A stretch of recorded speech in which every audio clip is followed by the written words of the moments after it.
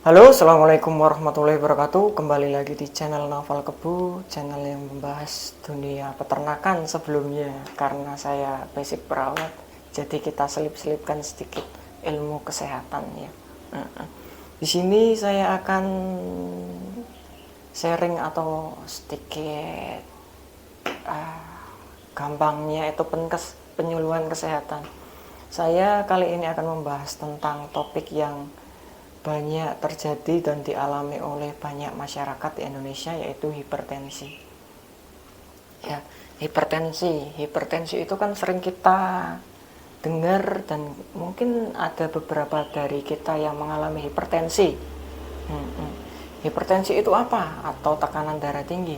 Hipertensi adalah tekanan darah tinggi atau keadaan tekanan darah di mana sistolik atau tekanan darah yang bagian atas itu 140 dan sedangkan tekanan darah diastolik atau tekanan darah yang di bawah lebih dari 90. Jadi intinya tekanan darah lebih dari 140 per lebih dari 90 mmHg ya. Jadi intinya tekanan darah yang tinggi.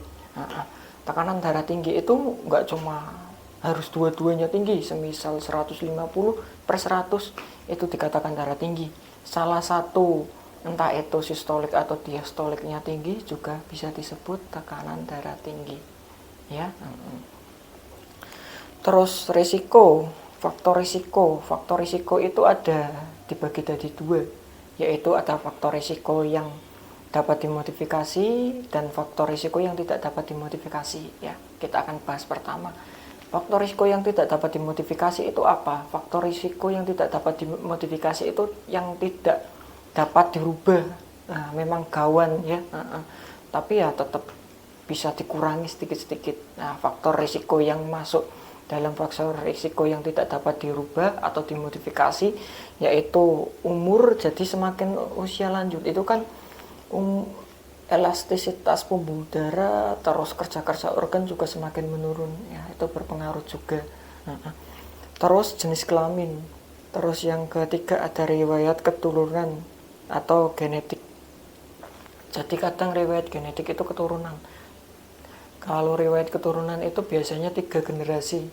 Kalau simbahnya punya darah tinggi, anak atau cucunya kemungkinan bisa menderita darah tinggi juga. Cuman itu tidak semuanya. Terus yang dapat dimodifikasi atau yang dapat dicegah atau yang dapat dirubah, salah satunya kegemukan atau obesitas. Jadi bila kegemukan juga faktor risiko juga. Faktor risiko terjadinya hipertensi itu dengan cara menurunkan berat badan dengan cara olahraga kardio seperti jalan kaki, lari ringan, terus bersepeda, itu juga bisa mengurangi berat badan supaya dapat mengurangi risiko terkena hipertensi. Terus yang kedua ada merokok. Merokok memang dari segi kepercayaan saya merokok itu kan haram karena diambil dari manfaat sama mudaratnya itu lebih banyak mudaratnya. Mudarat untuk kesehatan dan mudarat untuk kantong dan dompet. Ya, daripada untuk merokok mendingan untuk top up game ya tentunya, karena menurut saya ya. Terus ada yang ketiga ada kurang aktivitas fisik ya. Kurang aktivitas fisik juga mempengaruhi tekanan darah tinggi juga. Kurang gerak, terlalu mager, mungkin pekerja kantor yang duduknya lama atau supir itu harus melakukan peregangan minimal 2 jam sekali. Jadi setiap duduk 2 jam, mengemudi 2 jam, melakukan peregangan sebentar. Kalau mengemudinya cuma 2 jam lah, lanjut aja 2-3 jam lah, lanjut nggak masalah. Cuman kan kadang ada yang kerjanya 8 jam cuma duduk, ada yang kerjanya 12 jam hanya nyupir. Itu lebih baik setiap 2 jam sekali melakukan peregangan.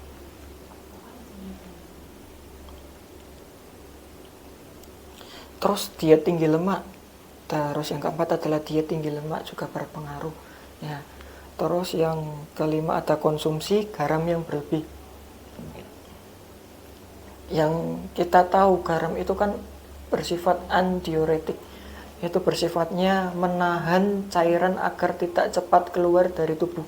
Lah itu makanya alasan kenapa kalau orang dehidrasi diberi oralit, campuran garam dan gula. Gulanya itu untuk energi yang diare biar kembali, garamnya itu untuk mengganti natrium yang hilang dan untuk mengikat cairan agar tidak dehidrasi semakin berat. Terus yang selanjutnya adalah dislipidemia atau sulit tidur. Sulit tidur juga berpengaruh terhadap naiknya tekanan darah tinggi. Terus konsumsi alkohol berlebih. Yang kita tahu konsumsi alkohol secara berlebih itu selain alkoholnya juga haram dalam agama saya, kepercayaan saya, yaitu muslim alkoholnya. Alkohol dalam beberapa jenis itu membuat dada berdebar-debar, jadi akan memacu adrenalin kita atau jantung kita memompa lebih keras lagi ya. Terus faktor psikologi atau stres ya, stresor juga dapat menyebabkan tekanan darah menjadi naik. Contohnya ketika kondisi stres yang berlebih, banyak pekerjaan yang menumpuk, kadang kan stresor tinggi sekali. Nah, kadang tanpa kita sadari tekanan darah kita akan naik tanpa kita sadari. Terus aturan pola makan itu mudah sekali sebenarnya. Aturan pola makan sebenarnya diet itu ya lebih baik sih ya. Cuman kuncinya kita harus sadar diri lah, istilahnya kita kan diberi nikmat tubuh yang sehat. Ini adalah aset berharga kita untuk beribadah kepada Allah. Jadi ya kita harus jaga. Kalau kita makan ya secukupnya, minum ya secukupnya, istirahat ya secukupnya. Semisal terlalu kelelahan juga harus segera istirahat ya. Kecuali kelelahan waktunya sholat ya kita harus sholat dulu baru istirahat. Jadi kuncinya makan semua makanan, garam, manis, asam, daging, lemak, itu juga protein, lemak, kolesterol juga diperlukan tubuh. Yang tidak baik itu bila mengonsumsinya berlebihan. Contohnya setiap 2 kali sehari makannya rendang sate ya, itu kan juga baik, memang dibutuhkan tubuh kolesterol, protein, lemak, tapi juga kondisinya itu yang dibutuhkan tubuh nggak sebanyak yang kita makan, jadi terlalu berlebih juga tidak baik. Nah, kalau untuk aturan diet di sini ada keterangan, batasi konsumsi gula 1 hari kurang lebih 50 gram atau 4 sendok pasir per hari. Jadi 4 sendok pasir, jadi pecinta manis. Ini juga resiko, kalau terlalu banyak gula juga resiko ke diabetes, hipertensi juga. Terus batasi garam. Garam itu 1 hari itu hanya 5 gram atau 1 sendok teh saja. 1 hari 1 sendok teh. Terus untuk protein sama lemak, protein bebas mau makan ayam, ikan. Terus untuk jeroan-jeroan kita batasi, jangan berlebihan. Terus untuk goreng-gorengan, makanan gorengan juga harus dikurangi. Kalau di sini tertulis batasi daging, lemak atau minyak goreng 5 sendok makan per hari. Jadi konsumsi yang untuk keperluan tubuh itu hanya 5 sendok makan lemak dan juga minyak goreng. Nah, itu sama. Terus jangan lupa makan ikan atau protein paling sedikit 3 kali dalam seminggu. Terus buah-buahan itu hampir setiap hari kita harus makan. Kita yang murah-murah aja, seperti yang murah apa ya, seperti pisang, terus buah seri atau buah tolok, jambu kelutuk atau jambu batu atau jambu air, itu terserah. Yang buah-buahan yang simpel, yang mudah dimakan dan yang mudah dijumpai seperti melon, seperti nanas, seperti semangka, itu juga baik untuk mencegah.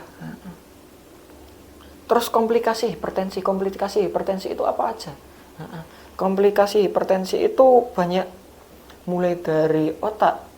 Otak itu bila mana tensi terlalu tinggi, kadang terjadi yang namanya pecahnya pembuluh darah, yang nantinya akan terjadi stroke.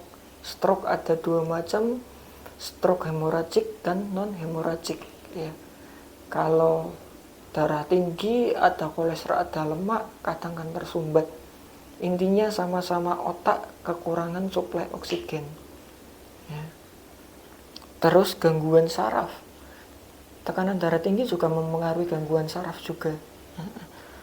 Bila mana otak, saraf seperti motorik, saraf gerak lain.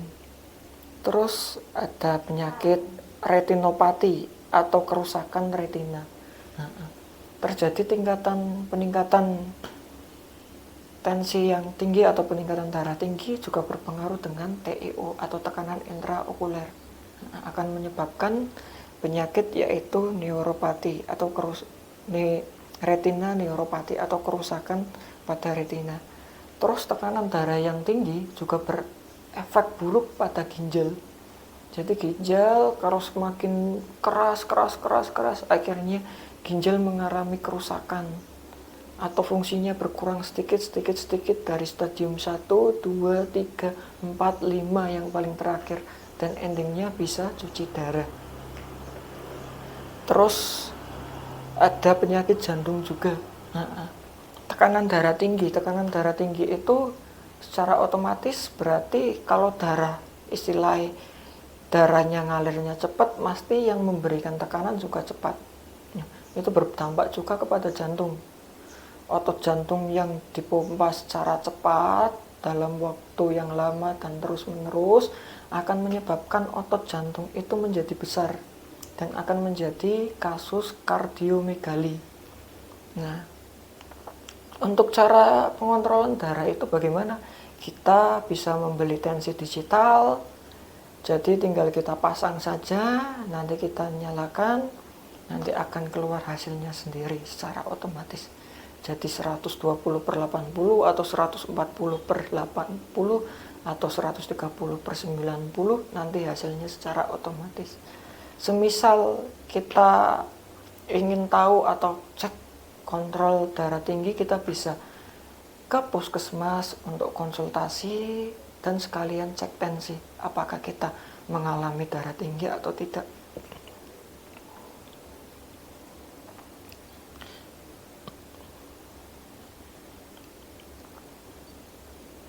Terus untuk mengendalikan hipertensi itu dengan cara melakukan ini yang sudah ada singkatannya, yaitu patuh. Kendalikan hipertensi dengan patuh.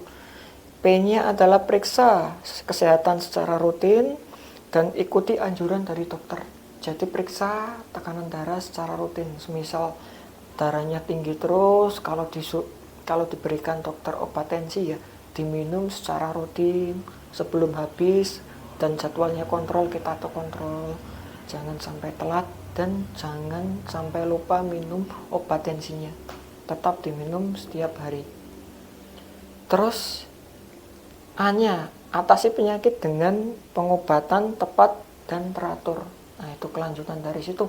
Setelah ke dokter tahu tensinya tinggi, yaitu konsumsi obat. Terus yang T, tetap diet dengan gizi seimbang. Jadi tetap 5 sempurna ya. 4 sehat 5 sempurna. Tetap gizinya. Tapi ya nggak usah dipaksakan. Kalau di piring mangkok 4 sehat 5 sempurna ada lauk ikan atau ayam, ya nggak usah dipaksakan. Protein bisa didapat nggak cuma dari nabati. Nggak cuma dari hewani saja, dari nabati juga bisa. Contohnya yang seperti yang mudah yaitu tempe atau tahu. Nah, nanti kalau mau misalnya pembuatan tempe tempe itu kan makanan yang tinggi protein nabati, membuatnya mudah, proses pembuatannya juga mudah, dan mau beli dimanapun mudah. Dan kita bisa buat tempe secara langsung di rumah. Nanti saya akan taruh link di bawah, yaitu dengan menyaksikan channel Juki Tempe Pemula. Jadi nanti di sana ada salah satu video yang membahas bagaimana cara membuat tempe secara mandiri di rumah. Lumayan untuk menambah protein nabati untuk keluarga. Terus yang upaya aktivitas fisik dengan aman. Jadi olahraga ringan. Kalau saya sih enaknya kalau mau subuhan jalan kaki ke masjid atau musola. Kebetulan musola atau masjid kan nggak terlalu jauh, jadi jalan kaki. Nanti setelah sholat subuh saya legakan atau sempatkan untuk jalan-jalan sebentar, kurang lebih setengah jam. Olahraga paling minimal, olahraga itu seminggu 3 kali olahraga. Kalau kita cicil setiap hari jalan kaki kan lumayan. Terus yang ketiga, hindari asap rokok, alkohol, zat-zat zat karsinogenik lainnya. Jadi zat-zat berbahaya. Jadi dihindari seperti narkoba, no drugs, sangat berbahaya sekali. Alkohol juga haram, narkoba haram, rokok beberapa ulama menfatwakan haram. Memang madharatnya lebih banyak daripada manfaatnya. Itu sekian penyuluhan saya tentang mengenai hipertensi. Bila mana ada kritik dan saran, silakan tulis di kolom komentar. Saya perlu kritik Anda karena itu perlu untuk kebaikan channel ini. Jadi silakan tuliskan komentar kritik, saran. Bila mana ada penjelasan saya yang kurang jelas, Anda ingin tahu, silakan Anda tuliskan di kolom komentar ya. Insya Allah saya akan jawab di video selanjutnya atau langsung saya jawab di kolom komentar. Sekian video dari saya. Salam sehat, salam ngarit, salam kerbau.